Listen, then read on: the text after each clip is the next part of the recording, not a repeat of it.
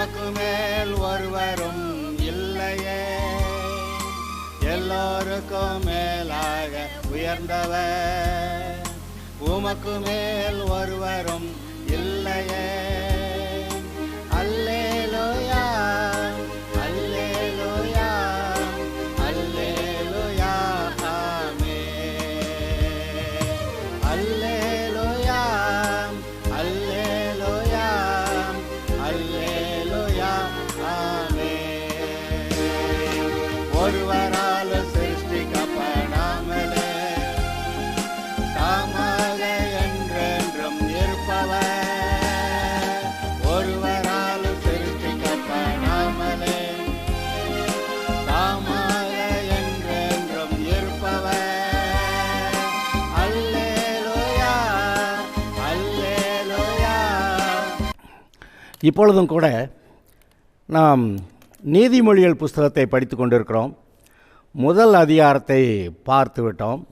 இப்பொழுது இரண்டாவது அதிகாரத்துக்கு நாம் செல்வோமாக. ஏற்கனவே நான் சொல்லியிருக்கிறேன், பழமொழிகள் போல நீதிமொழிகள் நம்முடைய நல்வாழ்க்கைக்காக சுருக்கமான வார்த்தைகளினாலே முக்கியமான சத்தியங்களை அறிந்து கொள்வதற்காக தேவன் நமது பைபிளில் எழுதி கொடுத்திருக்கிறார். அவற்றை நாம் வாசித்து வசனத்தை கேட்கிறவர்களாய் மாத்திரமல்ல, அதன்படி செய்கிறவர்களாக. இப்பொழுது பொதுவாக கிறிஸ்தவ சமுதாயத்திலே, அதாவது ரட்சிக்கப்பட்ட சபை மக்களிடத்தில் வசனம் அவர்களுக்கு வராமல் இல்லை. வசனம் வந்திருக்கிறது. தேவன் ஒவ்வொருடைய உள்ளத்திலும் பேசுகிறார், இது நிச்சயம். ஆனால் எந்த அளவுக்கு இந்த வசனங்களை கேட்டு அதன்படி நடக்கிறார்கள் என்று கேட்கிறது தான். அப்போ தான் பாருங்கள், அங்கே தொய்வு விழுகிறது, குறைவு வருகிறது. அந்த வசனத்தின்படி நடக்காதபடியால் ஒன்று சும்மா இருப்பாங்க, இல்லாட்டி இந்த சமுதாய மக்கள் பேசுகிறத கேட்டு அதன்படி செய்ய போவாங்க. ஆதலால் தேவனுடைய வார்த்தை அங்கே இல்லை. தேவனுடைய வார்த்தை அங்கே இல்லைன்னா தேவன் அங்கே இல்லை. அப்புறம் என்ன இருக்கும்?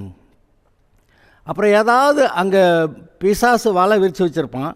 அப்புறம் அதில் விழுந்துட்டு அந்த பிரச்சனை தீரும்படியாக மறுபடியும் எப்பயாவது ஒரு நாளில் மன்னிப்பு கேட்டு மனம் திரும்பி ஆண்டவரே எங்களை மன்னிக்கணும்னு கேட்டு மன்னிப்பு கேட்டு மறுபடியும் கர்த்தர்ட்ட வந்தால் தான் சமாதானமும் ஆசீர்வாதமும் இருக்கிறது. ஆதலால் இந்த வார்த்தையை கேட்டுக்கொண்டிருக்கிற நீங்கள் இப்பொழுதும் கூட வசனங்களை கவனியுங்கள், மனதிலே பதித்து கொள்ளுங்கள், அதன்படி செய்ய தீர்மானியுங்கள். அது உங்களுக்கு மிகவும் பிரயோஜனமாக இருக்கும். சரி, ரெண்டாவது அதிகாரத்தில் வாசிக்கிறேன். என் மகனே, நீ உன் செவியை ஞானத்திற்கு சாய்த்து. ஞானத்துக்கு சாய்த்துனா கர்த்தர் பேசுகிற வார்த்தைக்கு அதை கவனித்து அது கீழ்ப்படிந்து உன் இருதயத்தை புத்திக்க அமைய பண்ணும் பொருட்டு. இருதயத்தை புத்திக்க அமைய பண்ணும் பொருட்டுனா புத்தி என்ன? பொல்லாப்பை விட்டு விலகுகிறதே புத்தி. கர்த்தர் பேசுகிற ஞானமான வார்த்தைகளை கேட்டு இந்த பொல்லாப்பாகிய அந்த காரியங்களை விட்டு விலகி புத்தியாய் நடந்து கொள்ள சொல்லுகிறார். நீ என் வார்த்தைகளை ஏற்றுக்கொண்டு என் கட்டளைகளை உன்னிடத்திலே பத்திரப்படுத்து. அவர் சொல்லுகிற வசனங்களை நம்ம எப்போவும் மறக்கக்கூடாது. அதை தான் சொல்கிறாரு. ஞானத்தை வா என்று கூப்பிட்டு புத்தியை சத்தமிட்டு அழைத்து. ஞானத்தை தேவன் பேசுகிற வார்த்தைகளை வான்னு கூப்பிட்ற. கர்த்தாவே நீர் பேசும், அடியேன் கேட்கிறேன். சாமுவேல் சொன்னானே, அதுபோல் ஒவ்வொரு நாளும் கர்த்தாவே நீர் பேசும், அடியேன் கேட்கிறேன் என்று சொல்லி ஒவ்வொரு நாளும் அவருடைய வார்த்தையை நாம் கவனிக்கிற, அந்த வார்த்தையை கேட்கும்படி ஏங்குகிற ஒரு மனநிலையில் நாம் இருக்க வேண்டும். ஞானத்தை வா என்று கூப்பிட்டு புத்தியை சத்தமிட்டு அழைத்து அதை வெள்ளியை போல் நாடி புதையல்களை தேடுகிறது போல தேடுவாயாகில். எதை? புதையலை தேடுற மாதிரி எதை தேடணுமா? ஞானத்தை, தேவன் பேசுகிற வார்த்தைகளை, அன்றன்று தேவன் பேசுகிற வார்த்தைகளை புதையல் தேடுறது போல் தேடணுமா? பைபிளை வாசித்தா அந்த வார்த்தை வந்துடும். புதையலை தேடுறேன் கவனம் இல்லாமல் தேட மாட்டான். அந்த வழியாக போனேங்க, அங்கே பக்கத்தில் தான் புதையல் இருந்திருக்கும், கண்ணில் பட்டிருக்காது. ஏன்னா இவன் மனசெல்லாம் டெலிவிஷனில் அல்லது செல்ஃபோனில் இருக்குது. ஆனால் பாருங்கள், இதை கவனித்து அதை வெள்ளியை போல் நாடி புதையல்களை தேடுகிறது போல தேடுவாயாகில் அப்பொழுது கர்த்தருக்கு பயப்படுதல் என்னதென்று நீ உணர்ந்து தேவனை அறியும் அறிவை கண்டடைவாய். இந்த வரியை நீங்கள் நல்லா கவனிக்கலைன்னா மிஸ் ஆயிரும். கர்த்தருக்கு பயப்படுதல் இன்னதென்று நீ உணர்ந்து, அப்பொழுது நீ கர்த்தருக்கு பயப்படுதல் இன்னதென்று நீ உணர்ந்து தேவனை அறியும் அறிவை கண்டடைவாய். தேவனை அறிகிற அறிவு தான் உங்களை அந்த திவ்ய சுபாவம், தேவனுடைய சுபாவத்துக்கு மாற்றக்கூடியது. தேவனை அறிகிற அறிவு தான் உங்களை கிருபையில் பெருக பண்ணும். தேவனை அறிகிற அறிவு தான் அவரோட கூட சேர்ந்து உங்களை நடக்க பண்ணும். அப்போ தேவனை அறிகிற அறிவு அந்த திவ்ய சுபாவம், தேவனுடைய சுபாவத்துக்கு உங்களை பங்குள்ளவர்கள் ஆக்குதுன்னா அது எப்போ கிடைக்குதுன்னு சொல்லியிருக்கு. நீ கர்த்தருக்கு பயப்படுதல் இன்னதென்று அறிந்து தேவனை அறியும் அறிவை கண்டடைவாய். அப்போ தேவனை குறித்து இன்னும் நன்றாய் அறிந்து கொள்வதற்கு அதற்கு முந்தினதாக நமக்கு தேவையானது கர்த்தருக்கு பயப்படுகிற பயம். இன்றைக்கு உலகத்திற்கு மனுஷருக்கு பயப்படுகிற பயத்தினாலே விசுவாசிகள் அநேக கண்ணிகளை தங்களுடைய வாழ்க்கையிலே கொண்டு வந்து வைத்து விடுகிறார்கள்.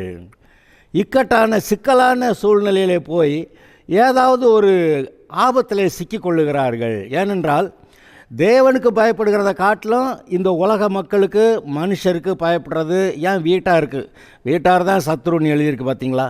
ஏதாவது ஒன்று சொல்லி நம்மளை மயக்கி அல்லது கோவப்படுத்தி ஏதாவது செய்ய வைக்க பார்ப்பாங்க, அது சிக்கிக்கிறோம்.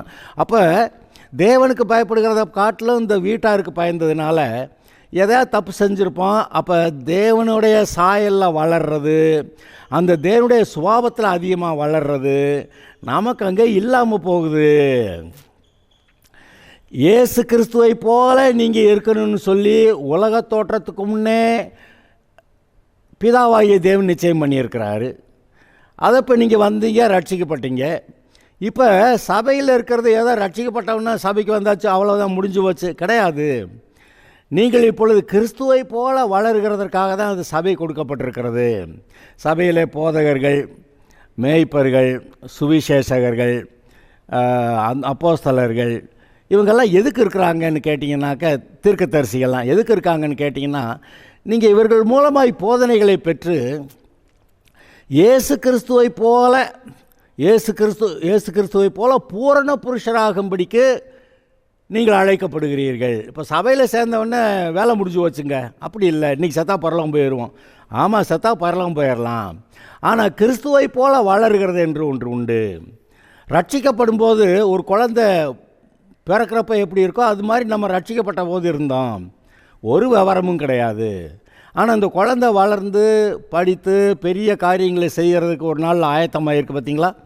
அதுபோல் கிறிஸ்துவுக்குள்ளாக ரட்சிக்கப்பட்டு கிறிஸ்துவுக்குள்ளாக பிறந்தவர்களும் நாம் நம்முடைய கிறிஸ்தவ வாழ்க்கையில் இயேசு கிறிஸ்துவை போல பூர்ண புருஷராகிறதுக்கான வளர்ச்சியிலே நீங்கள் வர வேண்டும். அதை தான் இங்கே சொல்லுது. இந்த 2வது அதிகாரத்தில் முதல் 5 வசனத்தை வாசிக்கிறேன். அப்போ இன்னும் கொஞ்சம் நமக்கு மறுபடி கேட்குறப்ப இன்னும் கொஞ்சம் தெளிவு இருக்கும். என் மகனே, கர்த்தர் உங்களை என்னென்னு கூப்பிடுறாரு? மகனே. என் மகனே, உன் செவியை ஞானத்துக்கு சாய்த்து உன் இருதயத்தை புத்திக்கு அமைய பண்ணும் பொருட்டு நீ என் வார்த்தைகளை ஏற்றுக்கொண்டு என் கட்டளைகளை உன்னிடத்திலே பத்திரப்படுத்து. ஞானத்தை வா என்று கூப்பிட்டு புத்தியை சத்தமிட்டு அழைத்து அதை வெள்ளியைப் போல் நாடி புதையல்களை தேடுகிறதைப் போல தேடுவாயாகில் அப்பொழுது கர்த்தருக்கு பயப்படுதல் இன்னதென்று நீ உணர்ந்து தேவனை அறியும் அறிவை கண்டடைவாய். அதாவது ப்ரீ ரெக்விசிட், நீங்கள் கிறிஸ்துவை போல் மாறுறதுக்கு, தேவனை அறிகிற அறிவை கண்டடைகிறதுக்கு கர்த்தருக்கு பயப்படுகிற பயம் அவசியம். ஆதலால் ஞானத்தை தேடு அப்படின்னா கர்த்தர் என்ன பேசுகிறாருன்னு கவனி, தேடு, உட்காரு, காத்துரு. அடுத்த 6வது வசனத்திலிருந்து வாசிக்கிறேன். கர்த்தர் ஞானத்தை தருகிறார், அவர் வாய் நின்று அறிவும் புத்தியும் வரும். கர்த்தர் தான் ஞானத்தை கொடுக்குறவர். வேறு யாராவது உலகத்தில் ரொம்ப ஞானி இருக்கிறான், அங்கே ஞானம் இருக்கலாம். அந்த ஞானம் இந்த உலகத்துக்குரிய ஜென்ம சுபாவத்துக்குரிய பேய்த்தனத்துக்கு அடுத்தது என்று நீங்கள் அங்கே யாக்கோபு புஸ்தகத்திலே வாசிக்கிறீர்கள். கர்த்தர் மட்டுமே உண்மையான பரத்திலிருந்து வருகிற ஞானத்தை கொடுக்கிறவர். அதுவே நமக்கு ஜீவனையும் ஆசீர்வாதத்தையும் கொண்டு வரும். கர்த்தர் ஞானத்தை தருகிறார், அவர் வாயினின்று அறிவும் புத்தியும் வரும். புத்தி நான் ஏற்கனவே சொல்லிட்டேன், அதாவது பொல்லாப்பை விட்டு விலகுவதே புத்தி. அறிவுன்னா a collection of informations, details, அநேக விவரங்களை கேட்டு வச்சுருக்கிறது தான் அறிவு. கர்த்தர் நமக்கு தேவையான அறிவிலே நம்மை வளர்ப்பார். இன்றைக்கி ஸ்கூலில் பாடம் படிக்கிறாங்க, அதெல்லாம் இந்த உலக வாழ்க்கைக்கு தேவையான விவரங்கள் தான். அது வேண்டாததை அவங்க சிலபஸில் வைக்கலை. ஆனால் கர்த்தர் நமக்கு போதிக்கிறது நம்முடைய வாழ்க்கைக்கு தேவையான நல்ல அறிவுபூர்வமான அநேக காரியங்களை நமக்கு போதிக்கிறார். அவர் நீதிமான்களுக்கென்று மெய் ஞானத்தை வைத்திருக்கிறார். ஞானத்தில் வேற மெய்யான ஞானம், அப்புறம் பொய்யான ஞானம் இருக்குது பார்த்தீங்களா? அதை யாருக்கு மெய் ஞானத்தை யாருக்கு வச்சுருக்கிறாராம்? நீதிமான்களுக்கென்று. யார் நீதிமான்? அவன் கொஞ்ச நாளாக தப்பே ஒன்றும் பண்ணலைங்க, நல்ல மனுஷங்க, நீதிமான்ங்க. அப்படி இல்லை, இயேசுவை ஆண்டவராக, இரட்சகராக, ஆண்டவர்னா அவர் என்னுடைய வாழ்க்கையை ஆளுகிறவர். இன்றைக்கு அநேகர் இயேசுவை இரட்சகராக ஏற்றுக்கொண்டு இருக்கிறாங்க. இரட்சகர்னா வர இருக்கக்கூடிய ஆபத்து நரகத்திலிருந்து தப்புவதற்கு ரட்சிக்கிறார். ஆனால் ஆண்டவர் என்கிறது அவர் என் எஜமான், அவர் தான் என்னுடைய வாழ்க்கையை ஆளுகிறவர். பாருங்க, இங்கே அவர் நீதிமான்களுக்கென்று மெய் ஞானத்தை வைத்திருக்கிறார். உத்தமமாய் நடக்கிறவர்களுக்கு அவர் கேடகமாய் இருக்கிறார். நீதிமான்களுக்கென்று மெய் ஞானம். அப்போ கர்த்தர் அவங்கள இயேசு ஆண்டவராக ஏற்றுக்கொண்டவங்க தான் நீதிமான்கள். அவர்களுக்காக மட்டும்தான் மெய் ஞானத்தை வைத்திருக்கிறார். நீங்கள் ரட்சிக்கப்பட்டிருக்கீங்களா? உங்களுக்காக மெய் ஞானத்தை கர்த்தர் கொடுப்பார். அவர் பேசுகிறதை கவனியுங்கள், அவரை அறிகிற அறிவிலே வளர்வீர்கள்.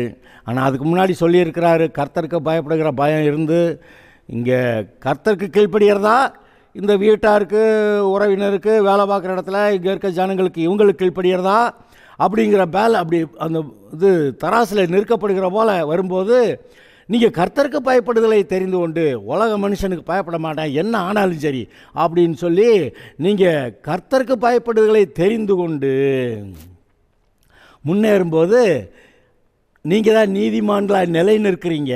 உங்களுக்காக மெய் ஞானத்தை வைத்திருக்கிறார் என்று சொல்லியிருக்கிறது. அவர் நியாயத்தின் நெறிகளை தற்காத்து, நீதி வேற நியாயம் வேற. ஒரு கேஸ் வருது, அதில் எது நியாயம் எது அநியாயம் அப்படி சொல்கிறோமே, அதுதான் நியாயம். அவர் நியாயத்தின் நெறிகளை தற்காத்து, நெறிகள்னால் நியாயமாக நடக்கிறதுக்கு ஒழுங்குபடுத்துறது, நியாயமாக நடக்கிறதுல கூட அதை ஒழுங்குபடுத்துகிற, அதை நியாயத்தின் நெறிகளை நமக்காக ஒழுங்குபடுத்தி தம்முடைய பரிசுத்தவான்களின் பாதையை காப்பாற்றுகிறார். அதென்ன பாதையை காப்பாற்றுகிறாரு? இயேசு ஆண்டவராக ஏற்றுக்கொண்டவர்கள் நீதிமான்கள், அவர்கள் தான் பரிசுத்தவான்கள். அவர்கள் நடக்க வேண்டிய பாதையை காப்பாற்றுகிறார். அந்த பாதையில் சிங்கமும் கரடியும் புலியும் உங்களை அடிச்சுட்டு போகாதபடி நீங்கள் நடக்கிற அந்த பாதையை காக்கிறார். தம்முடைய பரிசுத்தவான்களின் பாதையை காப்பாற்றுகிறார்னா, பாதையை காப்பாற்றுறது மட்டும் இல்லை, பாதையிலிருந்து அவர் உங்களை காப்பாற்றுறதை பற்றி தான் பேசியிருக்கிறாரு. சங்கீதம் 23 அவர் என்ன எழுதியிருக்கிறாரு? தம்முடைய நாமத்து நிமித்தம் அவர் என்னை நீதியின் பாதைகளில் நடத்தி, அப்படி சொல்லியிருக்கு பார்த்தீங்களா? அவர் நியாயத்தின் நெறிகளை தற்காத்து தம்முடைய பரிசுத்தவான்களின் பாதையை காப்பாற்றுகிறார்.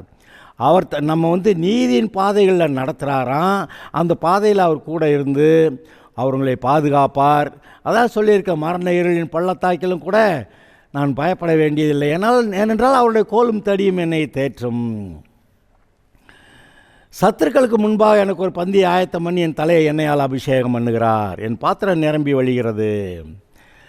அது பாருங்கள், அதோட விடலை, நீடித்த நாட்களால் நான் அவரோடு இருப்பேங்கிறதும், ஜீவ காலமெல்லாம் நன்மை கிருபை என்னை தொடருங்கிறதும். யாருக்கு? இந்த அவருடைய நியாயத்தின் நெறிகளை தற்காத்து, அவர் நியாயத்தின் நெறிகளை தற்காத்து தம்முடைய பரிசுத்தவான்களின் பாதையை காப்பாற்றுகிறார்.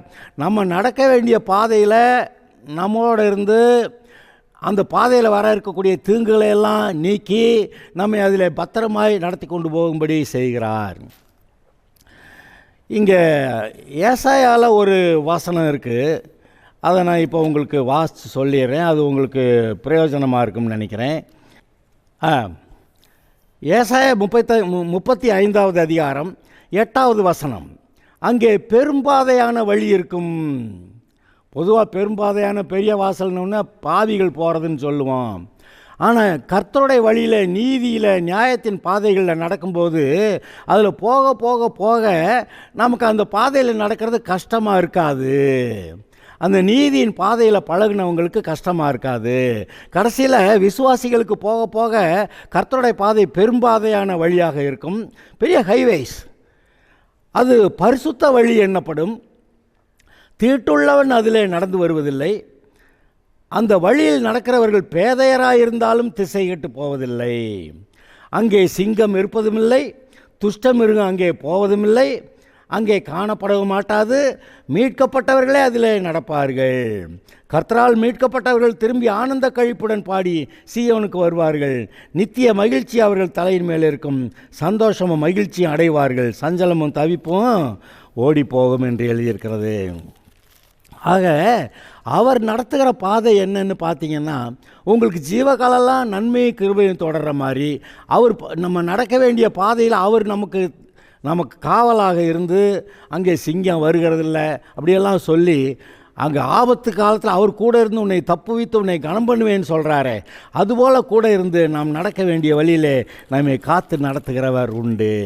இங்கே பாருங்கள், இங்கே தான் பார்த்தீங்களா, அவர் தம்முடைய பரிசுத்தவான்களின் பாதையை காப்பாற்றுகிறார்.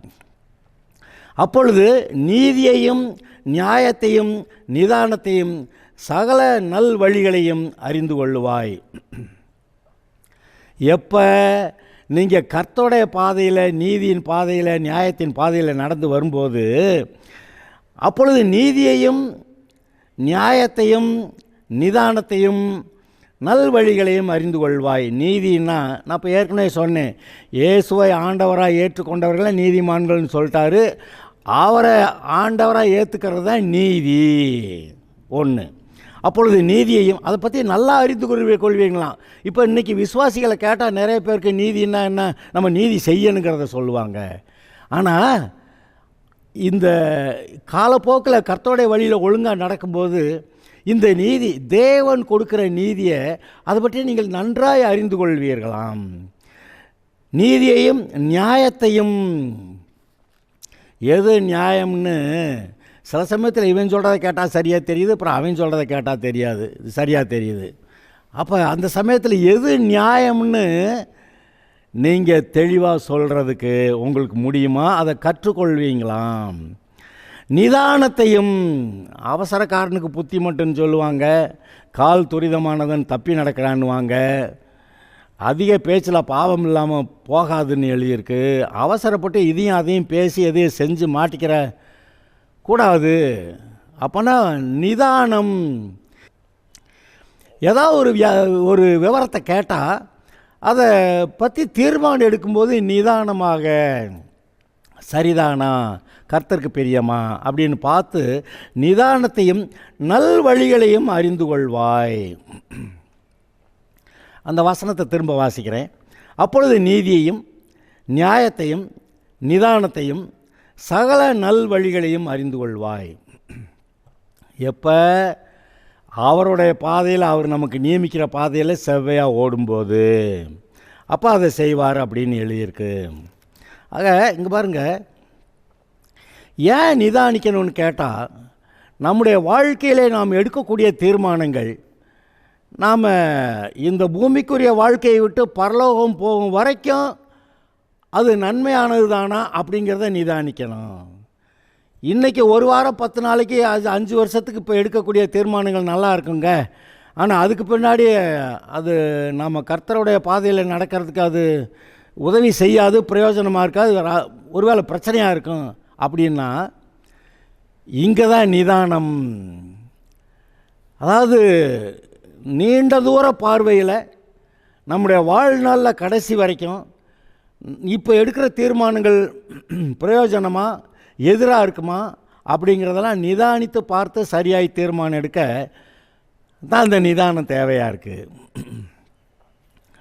சரி, ஞானம் உன் இருதயத்தில் பிரவேசித்து அறிவு உன் ஆத்மாவுக்கு இன்பமாக இருக்கும்போது. இதை கவனிங்க.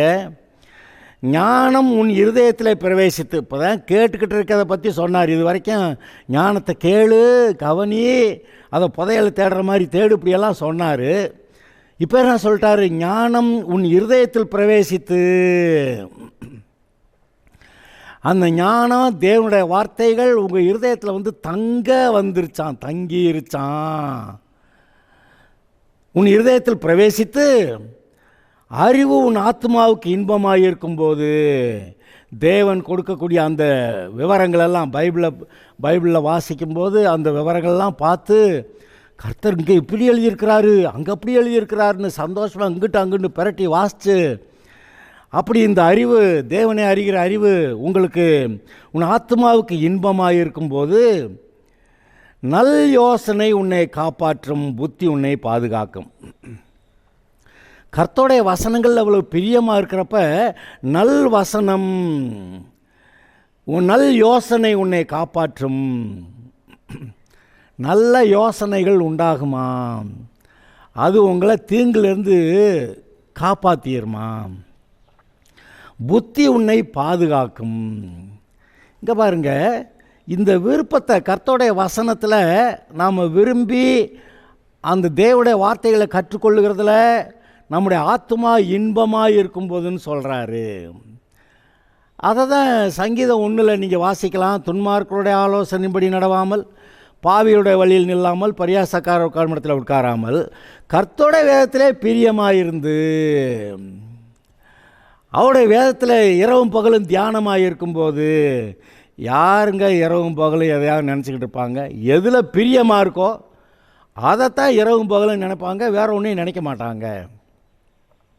சில காரியங்களை போய் ஏய்யா உனக்கு வேறு வேலை இல்லை போயா அப்படின்னு சொல்லி விரட்டி விட்டு அவங்க அந்த காரியத்தை தியானிச்சுக்கிட்டு இருப்பாங்க. இங்கே கர்த்தர் சொல்கிறாரு, நல் யோசனை உன்னை காப்பாற்றும், புத்தி உன்னை பாதுகாக்கும். அதனால் நீ துன்மார்க்கனுடைய வழிக்கும், இந்த பைபிளில் நீங்கள் ரொம்ப பிரியமாக வசனத்தை கற்று அதில் இன்பமாக இருக்கும்போது, துன்மார்க்கனுடைய வழிக்கும் மாறுபாடு பேசுகிற மனுஷனுக்கும் அந்தகார வழியிலே நடக்க நீதி நெறிகளை விட்டு தீமை செய்ய மகிழ்ந்து துன்மார்க்கருடைய மாறுபாடுகளில் களி கூறுகிறவர்களுக்கும் மாறுபாடான பாதைகளிலும் கோணலான வழிகளிலும் நடக்கிறவர்களுக்கும் நீ தப்புவிக்கப்படுவாய். யார் தப்புவிக்கப்படுவா? நீங்கள் அதை மறுபடியும் கேட்டு வச்சுக்கோங்க. கர்த்தருடைய ஞானத்தில் பிரியமாக இருந்து அதை தேடி அவர் கொடுக்குற அறிவை அதை பைபிளை இங்கிட்டு அங்கிட்டு பிரட்டி வாசித்து அதில் இன்பமாக இருக்கும்போது நல் யோசனை உன்னை காப்பாற்றும், புத்தி உன்னை பாதுகாக்கும். அதனால் துன்மார்க்கருடைய வழிக்கு அவன் நம்மளை கூப்பிடுவேன், அங்கே அதுக்கு தப்பு வைக்கப்படுவாய். மாறுபாடு பேசுகிற மனுஷனுக்கும், எது மாறுபாடு? நம்ம ஒன்று சொன்னால் அவன் ஒன்று சொல்லுவான், அதான் மாறுபாடு. இங்கே என்ன சொல்லியிருக்குன்னா, தேவன் ஒன்று சொல்கிறாரு, அதுக்கு மாறுபட்ட கருத்துக்களை பேசிக்கிட்டு அங்கே உட்காந்துருப்பான் பாருங்க, அவனுக்கு நீ தப்பு வைக்கப்படுவாய். அந்தகார வழியிலே நடக்க நீதி நெறிகளை விட்டு தீமையில் செய்ய மகிழ்ந்து, அதாவது நீதியான வழிகளை விட்டுட்டு தீமை செய்கிறதுல மகிழ்ந்து அந்தகார வழியில் நடக்க தீர்மானிச்சிருக்கிறாங்களே, அவர்களுடைய மாறுபாடுகளில் அந்த களி கூறுறாங்களே, அவங்களுக்கு நீங்கள் தப்பு வைக்கப்படுவீங்க. மாறுபாடான பாதைகளிலும் கோணலான வழிகளிலும் நடக்கிறவர்களுக்கு நீ தப்பு வைக்கப்படுவாய். ஏங்க இந்த பாதையை பற்றி எத்தனை தடவை வளைச்சி வளைச்சி வளைச்சி வளைச்சி கர்த்தர் பேசுகிறார் பாருங்க. அப்போ நம்ம கர்த்தருடைய வசனம் நம்முடைய இருதயத்தில் இருந்து அது நமக்கு இன்பமாக இருந்து அவர் கொடுக்குற நல்ல யோசனை நல் யோசனைகளை பெற்று அவர் கொடுக்குற புத்தியின்படி நடந்து நம்மை தற்காத்து கொள்ளலைன்னா இந்த மாதிரி ஆட்கள்கிட்ட எல்லாம் மாட்டிக்கிடுவோம் அப்படின்னு சொல்ல வர்றாரு. துன்மார்க்கனுடைய வழிக்கும் மாறுபாடு பேசுகிற மனுஷனுக்கும் அந்தகார வழியிலே நடக்க நீதி நெறிகளை விட்டு தீமை செய்ய மகிழ்ந்து, பாருங்கள் அவங்க தீமை செய்கிறதுல சந்தோஷம், எவனையாவது கெடுத்தா சந்தோஷம். துன்மார்க்கனுடைய நடக்கிற களி கூறுகிறவர்களுக்கும் மாறுபாடான பாதை, மாறுபாடான எத்தனை தடவை சொல்கிறாரு. அவருடைய வார்த்தைக்கு மாறுபாடாக பேசுகிற ஆளுங்க, அவருடைய வழியில் நடக்கிறவர்களுக்கு நீ தப்புவிக்கப்படுவாய். இவங்கெல்லாம் எங்கே இருக்காங்கன்னு நினைக்கிறீங்க? நிறைய பேர் வீட்டிலே இருக்கிறாங்க, நிறைய பேர் ஃப்ரெண்ட்ஸாகவே இருக்கிறாங்க, நிறைய பேர் நம்ம படிக்கிற பக்கம் வேலை பார்க்குற பக்கம் இருக்கிறாங்க, நிறைய பேர் சொந்த பந்தங்கள்லே இருக்காங்க. இந்த மாறுபாடு பேசுகிற ஆளுங்க யார்? இந்த ரட்சிக்கப்படாத எல்லாருமே ஏதாவது ஒரு விதத்தில் கர்த்தரோட வழியை விட்டு மாறுபாடாக பேசுவாங்க. இப்போ இவங்களுடைய பொல்லாத காரியங்களுக்கெல்லாம் நம்ம தப்பி இருக்கணுமானா கர்த்தரோட வேதத்தில் பிரியமாக இருந்தால் தான் முடியும். இப்போவும் நம்ம எல்லாருக்குமே ஒரு அனுபவம் இருக்குன்னு நான் நம்புகிறேன். என்னது? நீங்கள் கர்த்தரோட வேதத்தில் பிரியமாக இருந்து அவ்வளோ சந்தோஷமாக பைபிள் படித்து சர்ச்சுக்கு போக ஜெபம் பண்ண அதெல்லாம் ரொம்ப பிரியமாக இருந்தப்போ எவ்வளோ சந்தோஷமாக இருந்தீங்கன்னு மட்டும் இல்லை, நீங்கள் எப்படி கர்த்தரோடைய வழியில் செவ்வையாக நடந்தீங்க, எப்படி ஆசீர்வாதமாக இருந்தீங்கன்னு உங்களுக்கு தெரியும். அப்புறமேலு பைபிள் வாசிக்கலாம் பிரியமில்லாம், ஒன்றும் நேரம் இல்லை, சர்ச்சுக்கு போக நேரம் இல்லை, அடுத்த வாரம் போய்க்கலாம், நாளைக்கு பைபிள் படிச்சுக்கலாம், என்னது இந்த உங்களோட ஒரு காரியத்துக்கு போயிட்டு வர வேண்டியிருக்கு, சரி போயிட்டு வரலாம். அப்படியெல்லாம் போகிறப்ப கொஞ்சம் நாள் ஆனோன்னு பார்த்தீங்கன்னா கர்த்தருக்கும் உங்களுக்கும் ஒரு தூரம் அதிகமாயிரும். கர்த்தர் பேசுகிற வார்த்தையை கவனிக்கிறதுக்கு இருதயம் மனசு ரெடியாக இருக்காது. அப்போ கர்த்தர் பேசுனாலும் நம்ம 2 அரை அரைஞ்சு சொன்னால் தான் நமக்கு தெரியும். அவர் எல்லா சமயத்திலும் அரையிறதில்ல. அதாவது நம்ம தப்பு செஞ்சால் நம்மளை கண்டிக்கிறாரு, இல்லைன்னு இல்லை. ஆனால் பல சமயத்தில் நம்ம தப்பு செய்யாதேன்னு சொல்லுவார், அப்புறம் பேசாமல் இருப்பார். நம்ம போய் அங்கே விழுந்த பிற்பாடு அங்கே அலறுவோம்ல, பார்த்துட்டு பேசாமல் நிற்பார். எத்தனை தடவை சொன்னேன் அடங்கி இருந்திருக்கலாம்லன்னு சொல்லுவார். அப்புறம் அங்கேயே கையோன்னு அலறி அடித்து ஓடி வந்து கர்த்தாவே கர்த்தாவே. அவர் சொல்கிறத கேட்டால் நிம்மதியாக இருக்கலாம். கிறிஸ்தவ வாழ்க்கையில் விழுந்து விழுந்து எந்திரிக்க வேண்டியதில்லை.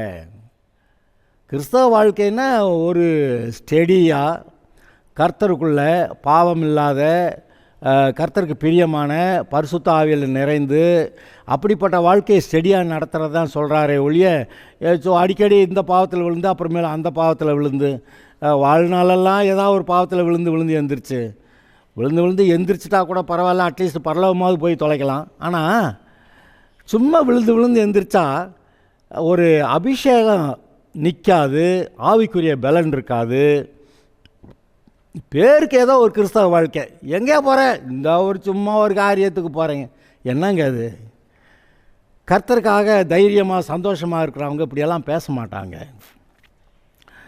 ஆதலால் விழுந்து எந்திரிக்காமல் ஸ்டெடியாக கிறிஸ்தவ வாழ்க்கையை நடத்துறதுக்கு கர்த்தர் உதவி செய்வார். சரி, இப்படி இன்னும் ஒரு வசனத்தை வாசிக்கிறேன்.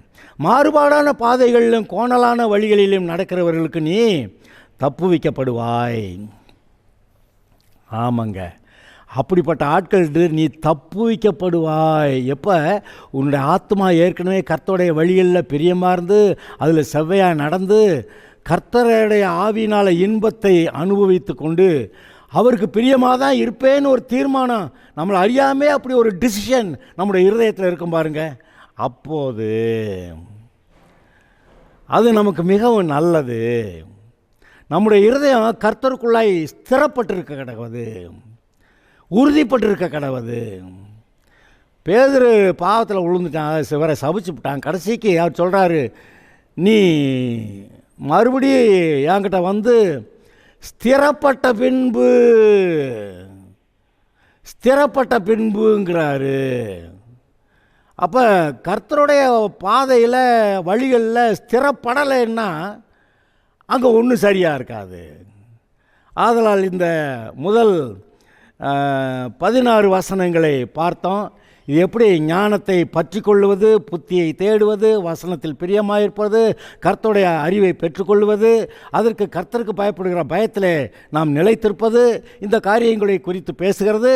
அப்பொழுது மாறுபாடான வழிகளுக்கு நீங்கள் தப்பு வைக்கப்படுவீர்கள். அல்லேலூயா. கர்த்தர் உங்களை ஆசீர்வதிப்பாராக.